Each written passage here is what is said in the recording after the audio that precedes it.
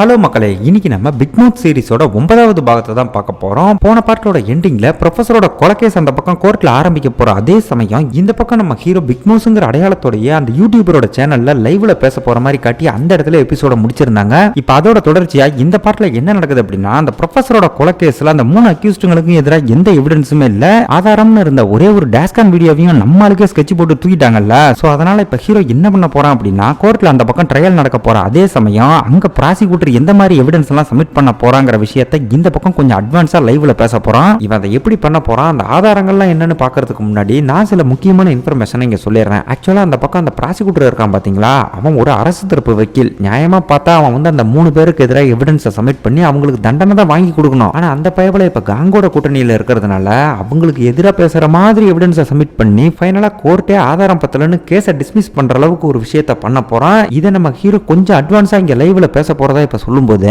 இவன் பிக் மவுஸ்ங்கிற அடையாளத்தோட இருந்தாலுமே நீதிமன்றத்துல நடக்கிறத எப்படி இவனால அட்வான்ஸா சொல்ல முடியும் அப்படிங்கிற விஷயத்துல மக்களுக்கு இவன் மேல பெருசா நம்பிக்கை இல்ல. எக்கச்சக்கமா இதுக்கு எதிர்கருத்தா ஏகப்பட்ட கமெண்ட்லாம் போட்டுக்கிட்டு இருக்காங்க. பட் அதை தாண்டி அதை எப்படி பண்ண போறான்னு நமக்குமே கேள்வி இருக்குல்ல. அதுக்கு நம்மால் எந்த மாதிரியான பிளான பண்ணி வச்சிருக்கான் அப்படின்னு பாத்தீங்கன்னா, அந்த பக்கம் ட்ரையல் நடக்க போற அந்த நீதிமன்றத்துக்குள்ள நம்ம ஹீரோயின் உட்கார்ந்து இந்த லைவோட கனெக்ட் ஆயிருந்திருக்கா. சோ அவன் அந்த பக்கம் இருந்து ப்ராசிக்யூட்டர் எந்த மாதிரி எவிடன்ஸ் சப்மிட் பண்ண போறாங்கிற விஷயத்தை இன்ஃபர்மேஷனா கொடுத்ததும் அதை வச்சு நம்ம ஹீரோ இந்த பக்கம் அவனோட ப்ரெடிக்ஷனை கொஞ்சம் எலாபரேட்டா பேச போறான். இப்ப அந்த பக்கம் ப்ராசிக்யூட்டர் இந்த கேஸுக்கான எவிடன்ஸா எந்த விஷயத்தை கொண்டு வரான் அப்படின்னு பாத்தீங்கன்னா, சம்பவம் நடந்த அன்னைக்கு அந்த 3 பேரும் ப்ரொஃபஸரை மீட் பண்றதுக்காக ஒரு 7:30 மணிக்கு அந்த குச்சியான் ஆஸ்பத்திரிக்கே போயிட்டு அதுக்கப்புறம் ஒரு சேரிட்டி மீட்டிங் அட்டெண்ட் பண்றதா ஒரு பிளான் இருந்திருக்கு. பட் அந்த மாதிரி எதுவும் நடக்காம 7:36 இவங்களோட கார் அந்த ஹாஸ்பிட்டலுக்குள்ள இருந்து வெளியே வந்திருக்க. மீட் பண்ண போயிட்டு எதுக்காக அவருக்கு ஒரு போன் கூட பண்ணாம திரும்ப வந்தீங்கன்னு இங்க ப்ராசிக்யூட்டர் கேட்கும்போது, அப்ப அதுக்கான எந்த அவசியமும் இல்லைன்னு இவங்க ஏதோ ஒரு மாதிரி சொல்ல வரப்ப, அதுக்கான காரணம் என்ன தெரியுமா, நீங்க ஏற்கனவே அவரை கொண்டு ஆல்ரெடி அவரோட பாடியை டிக்கில வச்சுட்டு தான் அங்க இருந்து கிளம்பிருக்கீங்கன்னு இவங்களுக்கு எதிராக ஒரு மிகப்பெரிய பாயிண்ட் தூக்கி போடுறாரு. ப்ராசிக்யூட்டர் இந்த ஆதாரத்தை இந்த விதமா தான் சொல்ல போறான் அப்படிங்கிற விஷயத்த நம்ம ஹீரோ கொஞ்சம் அந்த பக்கம் அட்வான்ஸா சொன்னதும் அதை பாக்குற மக்கள் எல்லாருமே, எப்பா இவன் என்ன கடவுளாடா, அப்படியே அங்க நடக்கிறத சொல்றானே அப்படின்னு மிரண்டு போறாங்க. இவனோட இந்த ப்ரெடிக்ஷனை ஏதோ 6 அடிச்ச அளவுக்கு மக்களுக்கு ஒரு பயங்கரமான ஹைப்பை கொடுக்க, ஒரு பக்கம் நீதிமன்றத்துக்குள்ள இருந்து நம்ம ஹீரோயின் இந்த லைவ் பார்த்துக்கிட்டு இருக்கிறத பார்த்துட்டு அக்கம் பக்கத்துல இருக்கிறவங்களா லைவ்ல கனெக்ட் ஆகுறாங்க. இன்னொரு பக்கம் நம்ம காங்கோட தாத்தா அந்த பெருசு இருக்காரு பாத்தீங்களா, அவரு ஒரு பக்கம் இதை ரொம்ப சின்சியரா டிவியில வாட்ச் பண்ணிட்டு இருக்கேன். அந்த பக்கம் ப்ராசிக்யூட்டர் அடுத்ததா சப்மிட் பண்ண போற அந்த 2வது எவிடன்ஸை பத்தி நம்ம ஹீரோ சொல்ல ஆரம்பிக்கிறான். ஜெனரலா ஒரு கிரைம் நடந்திருக்கு அப்படின்னா அதுக்கான மோட்டிவ்னு ஒன்னு இருக்கும்ல. சோ அதுபடி பாக்குறப்ப இவங்க 3 பேருக்கும் ப்ரொஃபசர் கூட இருக்கிற தனிப்பட்ட வெறுப்புகளை பத்தி இந்த இடத்துல நிறைய பேச ஆரம்பிக்கிறாங்க. இவங்க ஒவ்வொருத்தருக்கும் ஒவ்வொரு விதத்துல ப்ரொஃபசர் கூட பிரச்சனை இருந்திருக்கு. இதுல ஃபர்ஸ்ட் அந்த டாக்டர் இருக்கான் பாத்தீங்களா, அவனோட ஒய்ஃபுக்கும் அந்த ப்ரொஃபசருக்கும் அஃபைர் இருந்த விஷயம் நமக்கே தெரியும். சோ அது அவனுக்கான மோட்டிவ் ஆகும். ரெண்டாவது அந்த சேர்மன் இருக்கான் பாத்தீங்களா, அவன் கூட மெடிக்கல் சம்பந்தப்பட்ட ஏதோ ஒரு வாக்குவாதம் இருந்ததாகவும், ஃபைனலா குச்சியான் ஆஸ்பத்திரியோட அடுத்த டைரக்டரா யார போடலாங்கிற பொறுப்பு அந்த வக்கீல் கிட்ட இருந்ததுனால அவனுக்கும் ப்ரொஃபசருக்கும் தீவிரமான கருத்து மோதல்கள் இருந்ததா சொல்லி இதுதான் கொலைக்கான மோட்டிவ்னு ப்ராசிக்யூட்டர் அந்த பக்கம் கோர்ட்ல சப்மிட் பண்ண போறதா நம்ம ஹீரோ இந்த பக்கம் சொல்லி முடிக்கிறான். இவன் சொல்லி முடிச்ச அதே சமயம் லைன் மாறாம ப்ராசிக்யூட்டர் அதே விஷயத்தை அந்த பக்கம் பேசிக்கிட்டு இருக்கான். இவனோட ப்ரெடிக்ஷன் கரெக்டா இருக்குன்ற விஷயத்தை தாண்டி கோர்ட்ல நடக்கிறது எல்லாமே பக்கா ஸ்கிரிப்டட்னு மக்கள் புரிஞ்சுக்கிற மாதிரி காட்டுறாங்க. ஹீரோ எந்த நோக்கத்தோட இந்த பிளானை எக்ஸிக்யூட் பண்ணனோ அது பக்காவா போயிட்டு இருக்கிற மாதிரி தாங்க தெரியுது. இப்ப அந்த பக்கம் ப்ராசிக்யூட்டர் சப்மிட் பண்ண போற அந்த 3வது எவிடன்ஸ் என்ன அப்படின்னு பாத்தீங்கன்னா, டிஎன்ஏ எவிடன்ஸ். அதாவது ப்ரொஃபஸரோட பாடியில இவங்க 3 பேரோட டிஎன்ஏ சாம்பிள் கிடைச்சிருந்திருக்கும். அத அந்த 3 பேருக்கு எதிரான ஒரு மெயின் எவிடன்ஸா இந்த பக்கம் சப்மிட் பண்ணும்போது ஜட்ஜ் அதை பார்த்துக்கிட்டு இருக்கிற அதே சமயம் இங்க நம்ம காங் இருக்கான் பாத்தீங்களா, அவனோட ஆள் ஒருத்தன் வந்து ஹீரோ இந்த மாதிரி லைவ்ல பேசிக்கிட்டு இருக்கிற விஷயத்தை காட்டினதும் பக்கத்துல இருந்த மேயருமே அதை பார்த்துட்டு என்ன நடக்குதுன்னு புரியாம ஒரு மாதிரி ஷாக் ஆகுறாரு. ப்ராசிக்யூட்டர் அந்த பக்கம் சப்மிட் பண்ண டிஎன்ஏ எவிடன்ஸ் அடிப்படையா வச்சு பாக்குறப்ப தீர்ப்பு ஆட்டோமேட்டிக்கா ப்ராசிக்யூஷனுக்கு சாதகமா வந்து அவங்க 3 பேருக்கு தண்டனை தானே கிடைக்கும். அப்படி இருக்க அவங்க எப்படி தப்பிக்க முடியும்னு இந்த பக்கம் நம்ம யூடியூபர் கேட்கும்போது, நீங்க சொல்றது வாஸ்தவம் தான், ஆனா அவங்க இந்த கேஸை உடைக்கிறதுக்காக பிளான் பண்ணதே இந்த ஆதாரத்தை வச்சுதான்னு சொல்ல, அதை பார்த்ததும் இந்த பக்கம் ஹீரோ அதை எப்படி பிரேக் அவுட் பண்ண போறாங்கிற விஷயம் காங்குக்கு முன்கூட்டியே புரிஞ்சிருச்சு போல. அட்டாங்கொன்னியான்னு கெட்ட வார்த்தையில கோர்ட்டுன்னு கூட பார்க்காம ஏதோ வாய விட்டுருவான் பாருங்க. அவ்வளவுதான், மொத்த கோர்ட்டும் இவன் பக்கம் தான் திரும்பி பாக்குது. இப்ப ப்ராசிக்யூட்டர் கொடுத்த டிஎன்ஏ எவிடன்ஸ் அந்த 3 பேர்ல இருக்கிற வக்கீல் பயபல எப்படி பிரேக் அவுட் பண்றான் அப்படின்னு பாத்தீங்கன்னா, ப்ரொஃபஸரை காருக்குள்ள வச்சு கொண்டு தான் பாடியை டிக்கிக்குள்ள வச்சிருந்திருப்பாங்க. ஆனா ஆக்சிடென்ட் ஆகி பப்ளிக்கா டிக்கி ஓபன் ஆனதுக்கு அப்புறம் அந்த ஆளு என்னமோ உயிரோட இருக்கிற மாதிரி கட்டி பிடிச்சி பயங்கரமா சென்டிமெண்ட் சீன் எல்லாம் போட்டு அதுக்கப்புறம் சிபிஆர் கொடுக்கிற மாதிரி 3 பேர் சேர்ந்து ஓவரா பெர்ஃபார்ம் பண்ணிருக்காங்க. சோ இப்படி சிபிஆர் கொடுக்க ட்ரை பண்ணி இது மூலமா தான் இவங்க டிஎன்ஏ அவரோட பாடியில இருந்திருக்குன்னு சொல்லி அதுக்கான வீடியோ ஆதாரத்தையும் காட்டுறப்ப ஜட்ஜஸும் இது அப்படியே இவங்களுக்கு ஃபேவரான ஒரு ஆதாரமா எடுத்துக்கிறாங்க. இதுக்கு அடுத்து தீர்ப்புக்கு முன்னாடி ஒரு 5 நிமிஷம் பிரேக் விட்டதும் இவங்க 5 பேரும் சேர்ந்து இவங்களோட ஸ்ட்ராட்டஜி எப்படி நம்ம ஹீரோக்கு தெரிஞ்சிருக்கும்னு பயங்கரமா மண்டைய பிச்சுக்க, இந்த சீரிஸோட ஸ்டார்டிங்ல இதே கேஸுக்கு நம்ம ஹீரோவை மேயர் லாயரா அப்பாயின்ட் பண்ணது, அதுக்கப்புறம் ஜெயிலுக்கு போய் நம்ம ஹீரோ இவங்களை மீட் பண்ண பண்ணப்ப இப்படிதான் கேஸ முடிக்கணும்னு இவங்க ஒரு ஸ்கிரிப்ட் கொடுத்துருப்பாங்க பாத்தீங்களா. அந்த விஷயம்லாம் இப்ப இந்த மரமண்டைங்களுக்கு ஞாபகம் வர இதுக்கெல்லாம் மூல காரணமே மேயர் தான் சொல்லிக்கிட்டு இருக்கும்போதே தடாலடியா நம்ம மேயர் அந்த இடத்துக்குள்ள என்ட்ரி கொடுக்குறாரு. இவங்களுக்குள்ள என்னதான் 1000 பஞ்சாயத்து இருந்தாலும் இவங்களுக்கு பொதுவா இருக்கிற பெருசுக்காக தான் சேம் சைட்ல இருந்து இப்ப இந்த கேஸை முடிக்கிறதுக்காக வேலை பார்த்துக்கிட்டு இருக்காங்க. இந்த வழக்கு சம்பந்தப்பட்ட விஷயங்கள் கோர்ட்டுக்குள்ள மட்டும், அதாவது அந்த 4 செவுத்துக்குள்ள முடிஞ்சிருந்தா எந்த பிரச்சனையுமே இருந்திருக்காது. ஆனா நடுவுல நம்ம ஹீரோ பண்ண வேலையால இது மக்கள் கவனத்துக்கு போகவும் அதை ஒரு பிரச்சனையா சொல்லி மேயர் பயங்கரமா சத்தம் போடுறாரு. இங்க பாரு, எல்லாம் என் கண்ட்ரோல்ல தான் இருக்கு, தயவு செஞ்சு நீ கிளம்பு, நானே எல்லாத்தையும் பாத்துக்கிறேன்னு காங் இப்பயும் வர மதிக்காம கொஞ்சம் உதாசீனப்படுத்த,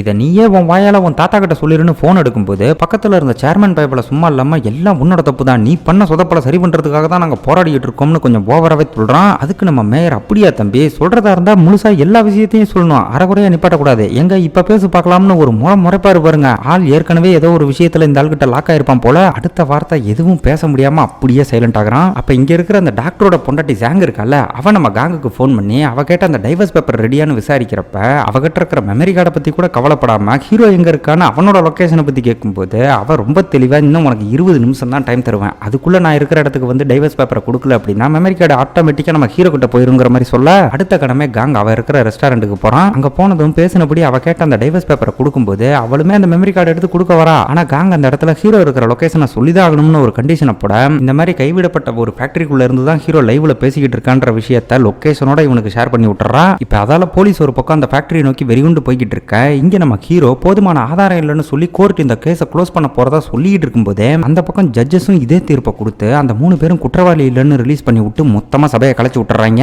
இந்த தீர்ப்பை கேட்டதும் மேயருமே கொஞ்சம் திருப்தியா ஃபீல் பண்ணி அங்கிருந்து நம்ம ஹீரோயினை பார்த்து ஒரு லுக் விட, அப்ப நாங்க லட்டுல வைக்கல நட்டுல வச்சிருக்கோன்ற மாதிரி சிம்பிளா ஒரு ரியாக்ஷன் கொடுப்பா பாருங்க, தரமா இருக்கும். அந்த பக்கம் நம்ம யூடியூபர் என்ன சொல்றாப்லன்னா, இந்த தீர்ப்பால நீதித்துறை மேல இருந்த நம்பிக்கையே போயிருச்சுன்னு புலம்பிக்கிட்டு இருக்கும்போது இந்த கேஸோட ஒரு முக்கியமான ஃபேக்டை இப்ப வரை யாருமே கண்டுக்கல. அந்த கொலைக்கான காரணம், அதாவது அந்த 3 பேரும் ப்ரொஃபஸரை கொன்னதுக்கான உண்மையான காரணத்தை யாருமே கண்டுக்கவே இல்லைங்கிற மாதிரி சொல்ல, அதான் ப்ராசிக்யூட்டர் அந்த 3 பேருக்கும் ப்ரொஃபஸர் கூட இருந்த பிரச்சனையை பத்தி தெளிவா சொன்னாரேன்னு சொன்னதும் அதெல்லாம் பக்கா ஸ்கிரிப்டட்னு இந்நேரம் உங்களுக்கே புரிஞ்சிருக்குன்ற மாதிரி நம்மால் சொல்றான். அப்ப லைவ்ல இருக்கிற மக்கள்லாம் ஒரு பக்கம் பயங்கர பரபரப்பாகி, அப்படின்னா ப்ரொஃபஸரோட கொலைக்கான உண்மையான காரணம் என்னன்னு ஏகப்பட்ட கமெண்ட வரிசையா போட்டுக்கிட்டே இருக்க, அவரோட சாவுக்கான முழு காரணம் அவர் கையால ரெடி பண்ணி ரிலீஸ் பண்ணாம வச்சிருந்த சில முக்கியமான பேப்பர்ஸ் தான், அந்த மெயின் மேட்டர் அப்படியே மொத்தமா போட்டு உடச்சு விட்டுறான். இப்ப அந்த பக்கம் காங் அவகிட்ட அந்த மெமரி கார்டை வாங்கி செக் பண்ணி பாக்குறப்ப அதுல வெறும் 19 பேஜ் கொண்ட ஒரு PDF ஃபைல் மட்டும் தாங்க இருக்கு. இவன் அதை பார்த்துட்டு என்ன எனக்கே விளையாட்டு காட்டுறியான்னு ஒரு மாதிரி டென்ஷன் ஆகும்போது ப்ரொஃபஸரோட பேப்பர் அதுல இல்லையான்னு அவ ஒரு பக்கம் ஷாக் ஆக, அப்படியே அங்க கட் பண்ணி அந்த 3 பேரும் பிரஸ் முன்னாடி பேசிக்கிட்டு இருக்கிறத தான் காட்டுறாங்க.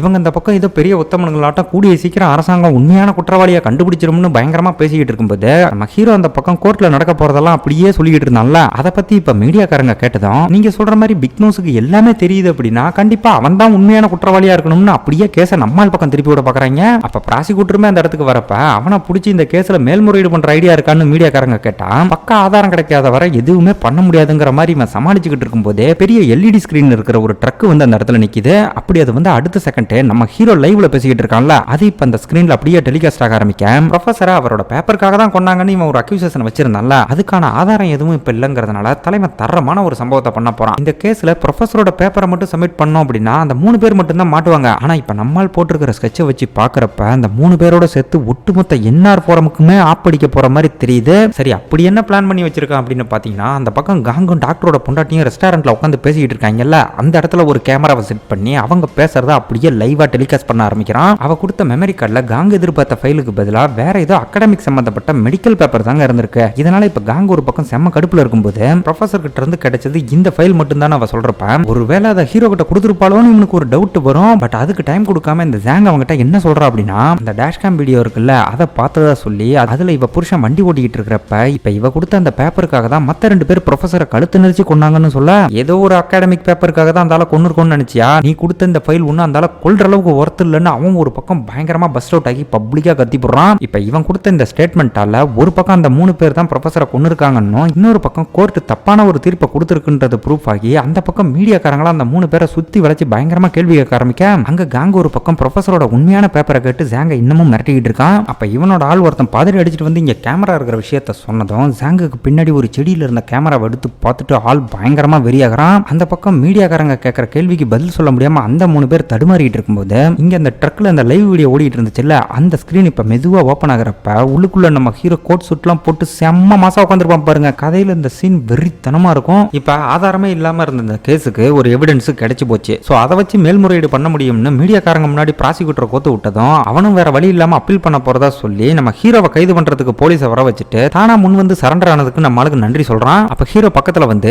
இந்த ஆதாரத்தை எப்படி காலி பண்ணலாம்னு யோசிக்கிறத விட்டுவிட்டு ஒழுங்கா நீயே அவங்கள ஜெயிலுக்கு அனுப்பி வச்சிருன்னு அவனை வான் பண்ணிட்டு கிளம்ப கட் பண்ணி அங்க என்ன நடக்குது அப்படின்னு பார்த்தா காங்கும் ஜாங்கும் பேசிக்கிட்டு இருந்தது நம்ம தகப்பனும் வக்கீல் ஃப்ரெண்டும் வாட்ச் பண்ணிட்டு தான் இருந்தாங்க. இப்ப ஜாங்க காப்பாத்துறதுக்காக அவங்க 2 பேரும் உள்ள இறங்கும் போது காங்க அவனோட ஆளுங்களை வச்சு இவங்க 2 பேரையும் போட்டு புரட்டி எடுக்க அந்த இடத்துக்கு நம்ம மேயர் வந்து இவனை தடுக்கவும் இந்த மாதிரி கேமரா முன்னாடி பேசி மொக்க வாங்கினான்ல அதெல்லாம் தன்னை எதுவும் பண்ண முடியாது நான் காஞ்சிகோண்டான்னு ஓவரா பேசிக்கிட்டு இருக்கேன். இவன் இந்த மாதிரி பிரச்சனையோட வீரியம் புரியாம லூசுத்தனமா பேசிக்கிட்டு இருக்கிறதெல்லாம் பார்த்து கடுப்பாகிற மேயரோட லூசு பையில மீடியாக்காரங்க வந்துகிட்டு இருக்காங்க. ஒழுங்கா இந்த இடத்த விட்டு கிளம்புன்னு சொன்னதும் எதுவும் பண்ண முடியாம ஜாங்க விட்டுட்டு அங்க இருந்து கிளம்ப கரெக்டா நம்ம ஹீரோயின் மீடியாக்காரங்களோட அந்த இடத்துக்கு வந்துடுறா. இங்க கூட பாத்தீங்கன்னா காங்குக்கு இதெல்லாம் ஒரு பெரிய பிரச்சனையாவே தெரியலீங்க. ஹீரோயினை பார்த்து பரவாயில்லையே சூப்பரா மாஸ் காட்டுறீங்கன்ற மாதிரி நக்கல்லாம் பண்ணிட்டு அப்படியே மீடியாக்காரங்க முன்னாடி போய் உங்க ஆர்டிகளுக்கு எவ்வளவு போட்டோ வேணாலும் எடுத்துக்கின்ற மாதிரி போஸ்ட் கொடுத்துக்கிட்டு இருக்க இவனோட சொந்த பத்திரிகையில வேலை செய்யற ஒரு ரிப்போர்ட்டரே இவனை வளைச்சு போட்டோ எடுத்துக்கிட்டு இருப்பான் பாருங்க. வெய்யால இவன் வாங்குற சம்பளத்தை விட ஓவரா கூறான்டா இவன் முதல்ல வேலையை விட்டு தூக்குங்கன்னு சொல்லிட்டு செம கடுப்புல அங்க இருந்து கிளம்புறான். அந்த பக்கம் ஜாங்க போய் பாக்குற நம்ம ஹீரோயின் அவ பண்ண எல்லா உதவிக்கும் மனசார நன்றி சொல்றப்ப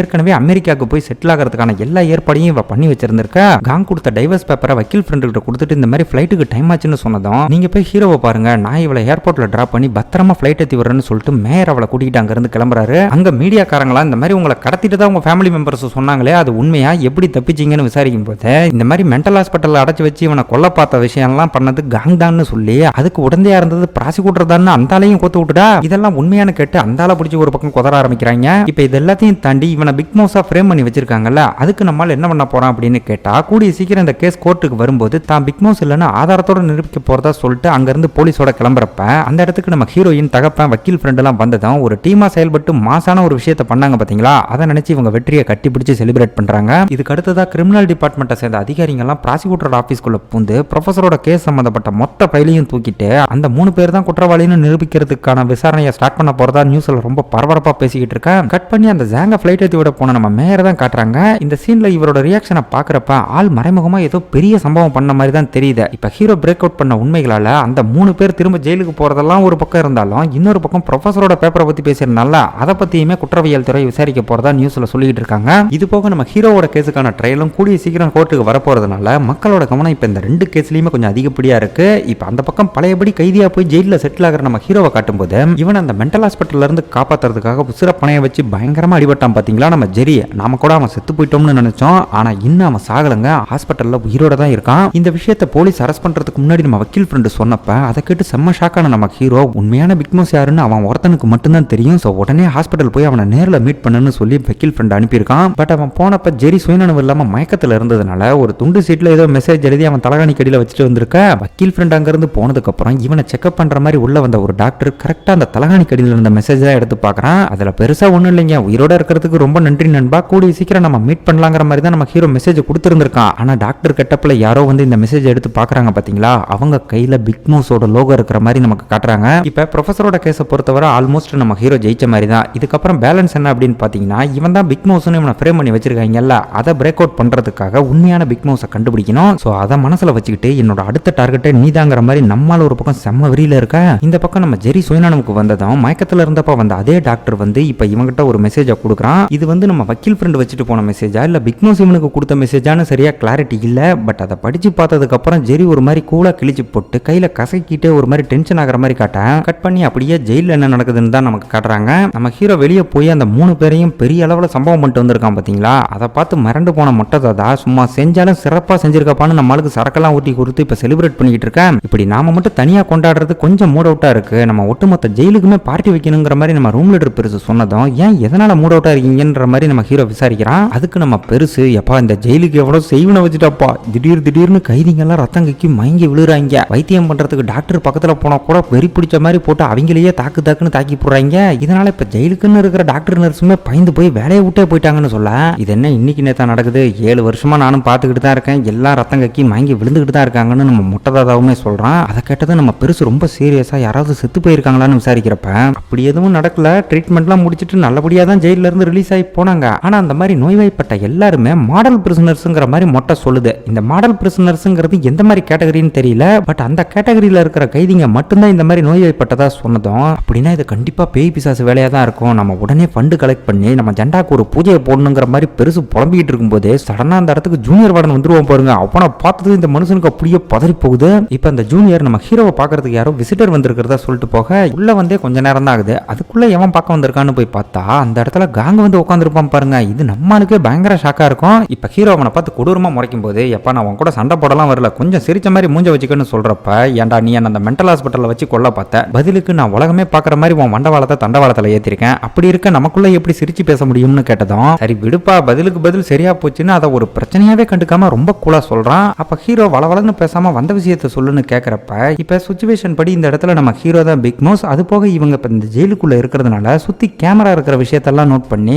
இந்த இடத்துல காங் அவன் சொல்ல வந்த விஷயத்தை எப்படி ஸ்டார்ட் பண்றான் அப்படின்னா, சிட்டிக்கு பக்கத்துல இருக்கிற ஒரு சின்ன கிராமத்தை மொத்தமா புல்டோசர் விட்டு நிறவிட்டு அங்க பெரிய பெரிய அபார்ட்மெண்ட் எல்லாம் கட்டி டெவலப் பண்ண போறதா ஒரு ப்ராஜெக்ட் நம்ம எடுத்தோம். அதுக்கான 100 பில்லியன் பணத்தை தான் நான் உங்ககிட்ட கொடுத்தேன். இதுல உன்னோட வேலை அந்த 100 பில்லியனை இன்வெஸ்ட் பண்ணி அதை 3 மடங்கு ஆக்கி இருக்கணும். பட் அதுக்கு முன்னாடியே அந்த பணத்தை நீ அங்கிட்ட இருந்து ஆட்டைய போட்டிய, இதெல்லாம் நியாயமாங்கிற மாதிரி கேட்கறான். இவன் சொன்ன இந்த விஷயத்தெல்லாம் வச்சு பாக்குறப்ப ஏதோ ஒரு பிசினஸ்ல ஊழல் பண்ணி பிக் மவுஸோட சேர்ந்து சம்பாதிக்க போன மாதிரியும் அவன் மொத்த பணத்தையும் ஆட்டைய போட்டு போன மாதிரியும் தான் நமக்கு தோணும். ஆனா உண்மை என்ன அப்படின்னு பாத்தீங்கன்னா, ஒரு கிராமத்தை அழிச்சு அங்க அபார்ட்மெண்ட் கட்டி டெவலப் பண்றதுன்னு சொன்னது எல்லாமே சூசகமான வார்த்தைகள். எதனால இதை சூசகமான வார்த்தைகள்னு சொல்றேன்னா, செத்துப்போன அந்த ப்ரொஃபஸரோட பேப்பர்ல இவங்க பிளான் சம்பந்தப்பட்ட ஏதோ ஒரு தகவல் தான் அதுல இருந்திருக்கு. பட் அந்த பிளான் பத்தின விஷயங்கள் எல்லாமே இவனுக்கும் பிக் மவுஸுக்கும் மட்டுமே தெரியும். அப்படிங்கறதுனால இன்கேஸ் அந்த மேட்டர் வெளியே வந்துச்சு அப்படின்னா மொத்த பழியும் ஓ மேலதான் விழுகும்னு சொல்லி நம்மால த்ரெட்டன் பண்ணதான் இங்க வந்திருக்கான். இந்த இடத்துல ஹீரோ பிக் மவுஸா இருந்திருந்தா மேபி இவன் கூட சமாதானமாகறதுக்கு சான்ஸ் இருந்திருக்கு. ஆனா நம்ம ஹீரோ தான் பிக் மவுஸ் இல்லையே. அதனால இப்ப என்ன சொல்றான் அப்படின்னா, அந்த 3 பேரை வச்சு ப்ரொஃபஸரை கொன்னதுக்கும் அப்புறம் அந்த ப்ராஜெக்ட் டெவலப்மெண்ட்ங்கிற பேர்ல இவன் ஒரு ஊழல் பண்ண பார்த்தான் பாத்தீங்களா, அது எல்லாத்துக்கும் சேர்த்து மொத்தமா காலம் முழுக்க இதே ஜெயில இவனை கழுதிங்க வைக்க போறோம்னு சொல்லிட்டு நம்மளால அங்க இருந்து கிளம்புறான். அப்படி இவன் கிளம்ப போற சமயம் அந்த 3 பேரை வச்சு நான் தான் ப்ரொஃபஸரை கொன்னேன்னு இன்னுமா நம்பிக்கிட்டு இருக்க,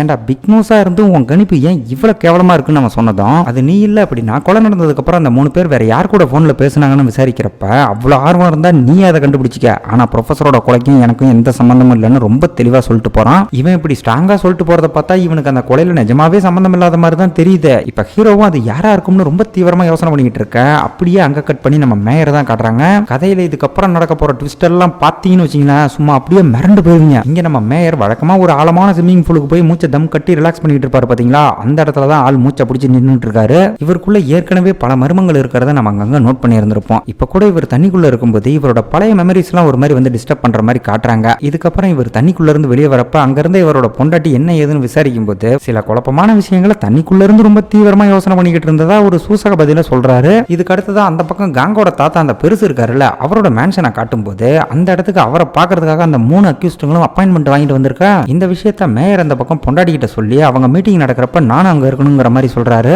அந்த ப்ரொஃபஸரோட கொலைக்கும் உங்களுக்கும் எந்த சம்பந்தமும் இல்ல, அந்த காங் வேற இந்த விஷயத்துல ரொம்ப கிறுக்குத்தனமா ஏதோ பண்ணிட்டு இருக்கான், பேசாம நீங்க இதுல தலையிடாம இருக்கிறது தான் நல்லதுங்கிற மாதிரி ஒரு பொண்டாட்டி சொல்றப்ப இதுல பெருசு சம்பந்தப்பட்டு இருக்கிறதுனால தான் நான் இன்வால்வ் ஆகிறேன், இதை எப்படி நம்ம கண்டுக்காம இருக்க முடியுங்கிற மாதிரி மேயர் சொல்லும்போது அவருக்கு உதவி பண்ண போய் தேவையில்லாம உங்க பேரை கெடுத்துக்காதீங்கன்ற மாதிரி அட்வைஸ் பண்ணி அனுப்பி வைக்கிறா. அங்க அந்த 3 பேர் பிடிச்சி வச்ச பிள்ளையார் மாதிரி பெருசு முன்னாடி நிற்கும் போது வந்த விஷயத்தை சொல்லுங்கடான்னு ஒரு அதட்டினதும் ஐயா நீங்க தான் எங்களுக்கு ஒரு நல்ல வழியை காட்டணுங்கிற மாதிரி பெருசு கிட்ட பொம்பறாங்க. இப்ப என்ன உங்க கேஸோட விசாரணையை நிப்பாட்ட சொல்லணும், அதுக்கு தானே வந்திருக்கீங்கன்னு பெருசு கேட்கும்போது ஐயா விசாரணை நடந்து ப்ரொஃபஸரோட பேப்பர் மட்டும் அந்த ப்ராசிக்யூட்டர் கையில கிடைச்சா அப்புறம் நாங்க குற்றவாளின்னு புரிவாகிறோம், அப்புறம் அது உங்களுக்கும் தான் பிரச்சனைங்கிற மாதிரி இவங்களை காப்பாத்திக்கிறதுக்காக அந்த பேப்பரை வச்சு பெருசையும் பயமுறுத்த பாக்குறாங்க.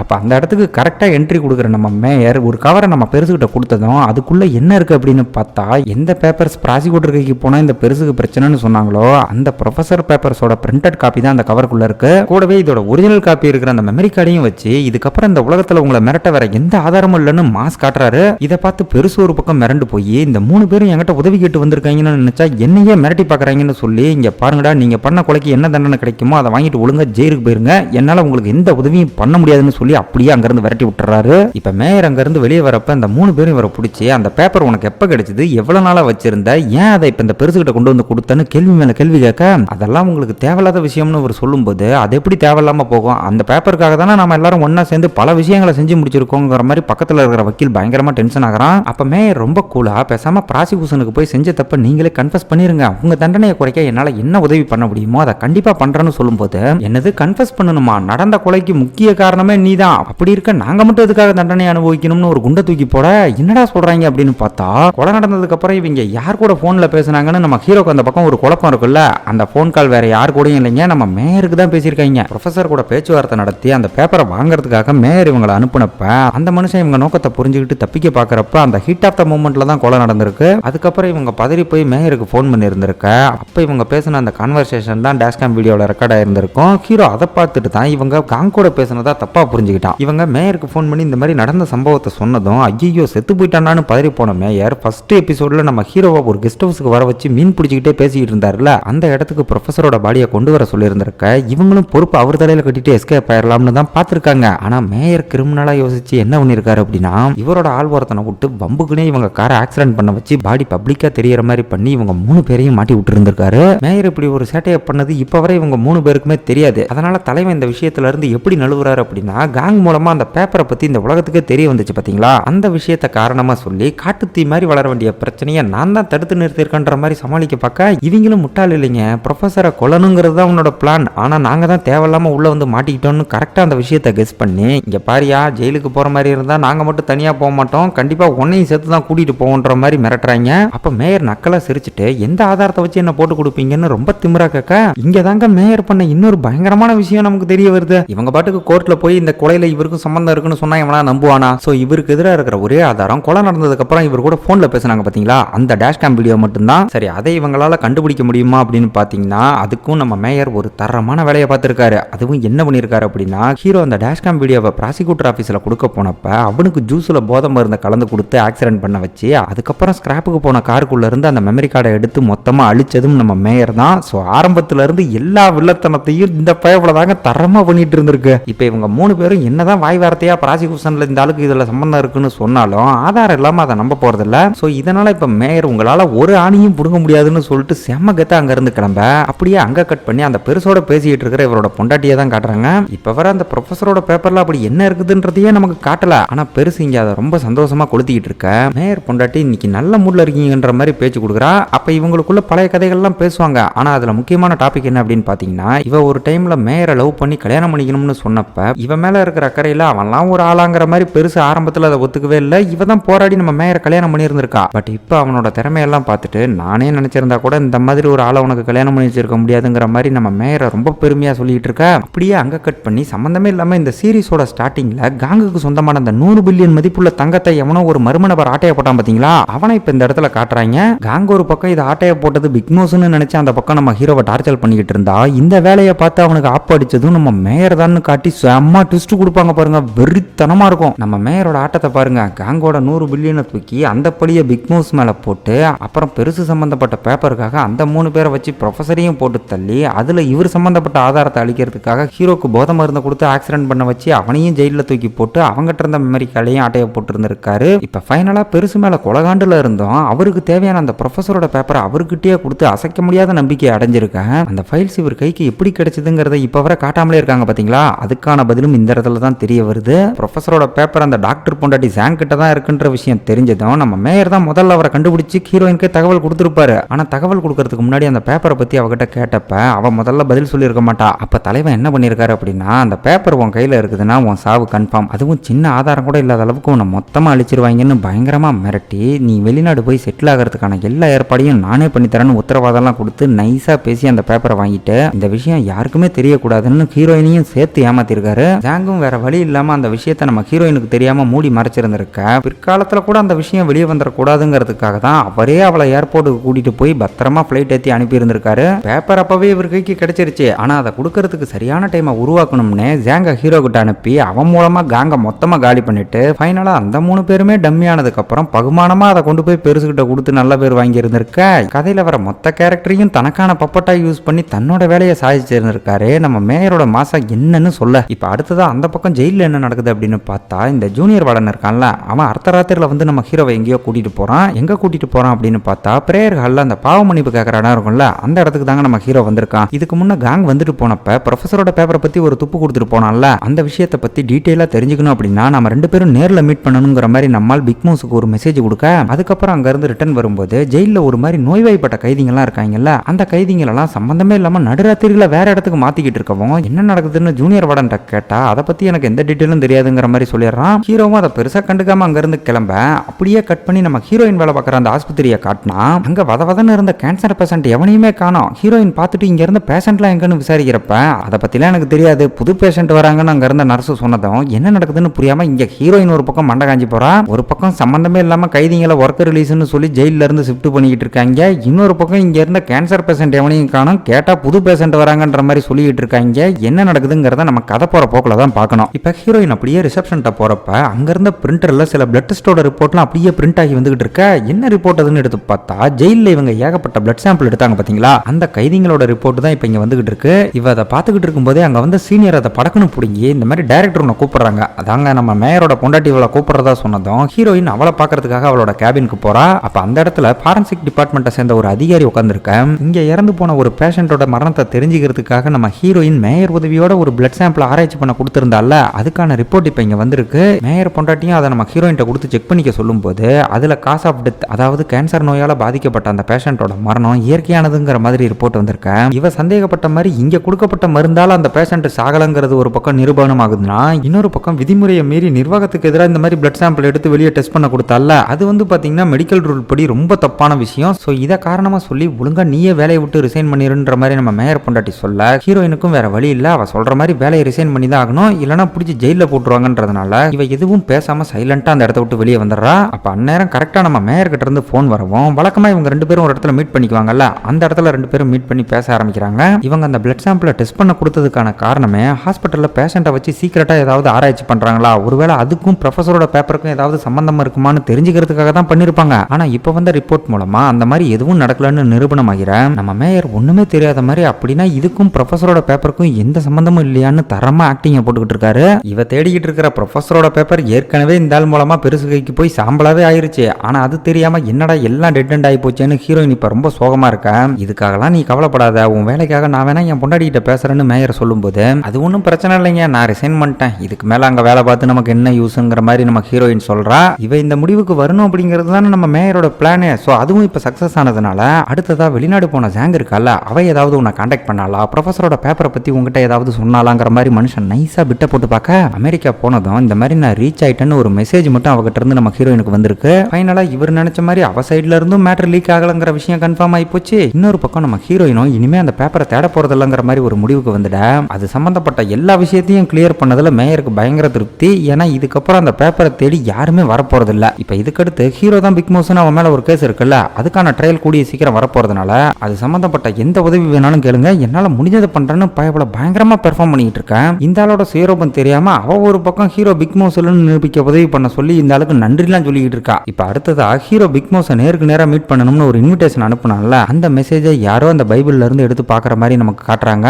இதுக்கடுத்து ஜெயில வழக்கமா நடக்கிற அந்த மெடிக்கல் கேம்ப் பரபரப்பா போய்கிட்டு இருக்க. நம்மால கொலை பண்ண பார்த்த அந்த சைக்கோ பைபிள் இருக்கான்ல, அவன் பாக்குறதுக்கு பயங்கரமா சிக்கான மாதிரி தெரியுது. அவனுக்கு அந்த சீனியர் நர்ஸ் ஒரு பக்கம் மெடிசன்லாம் கொடுத்து அனுப்புறப்ப அதே லைன்ல நம்ம ரூம் லீடர் பெருசு நிக்கவும் இந்த ஆள் எதுக்கு நின்றுட்டு இருக்காருன்ற மாதிரி நம்ம ஹீரோ டவுட் கேட்க, எப்பா வயசான காலத்துல ஏதாவது விட்டமின் டேப்லெட் வாங்க போயிருப்பான்ற மாதிரி நம்ம மொட்டதாத சொல்றான். அப்ப பெருசு திருதிருன்னு முடிச்சுக்கிட்டே போய் அந்த சீனியர்ட்ட மெடிசன் கேட்கும்போது, எப்பா உங்க பேர் லிஸ்ட்ல இல்ல, அதனால உங்களுக்கு இந்த மெடிசனை தர முடியாதுன்னு சொல்லிட. அட பேர் இருக்கிறதாங்க முக்கியம், உடம்பு சரியில்லைன்னு தானே மருந்து கேட்கறேன், எனக்கும் அந்த மெடிசனை கொடுங்கன்னு எப்படியாவது அதை வாங்க பார்த்தா ஒழுங்கா ஓடி போயிருன்னு நோஸ் கட் பண்ணி துரத்தி விட்டுறாங்க. இந்த மாதிரி ஜெயிலுக்குள்ள நோய்வாய்ப்பட்ட கைதிகள்லாம் திடீர்னு பயங்கரமா நடந்துக்கிறத பார்த்து இங்க இருந்த நர்ஸ் டாக்டர்லாம் வேலையை விட்டு போயிட்டாங்கன்னு இதுக்கு முன்னாடி ஒரு விஷயத்தை பார்த்திருந்தோம். வார்டன் அவங்களுக்கு பதிலாக ரீப்ளேஸ் பண்றதுக்காக பார்ட் டைமா வேலை பார்க்கக்கூடிய சில டாக்டர் நர்ஸ் வேணும்னு நம்ம மேயர் பொண்டாட்டிக்கிட்ட ஏற்கனவே உதவி கேட்டிருந்திருக்க.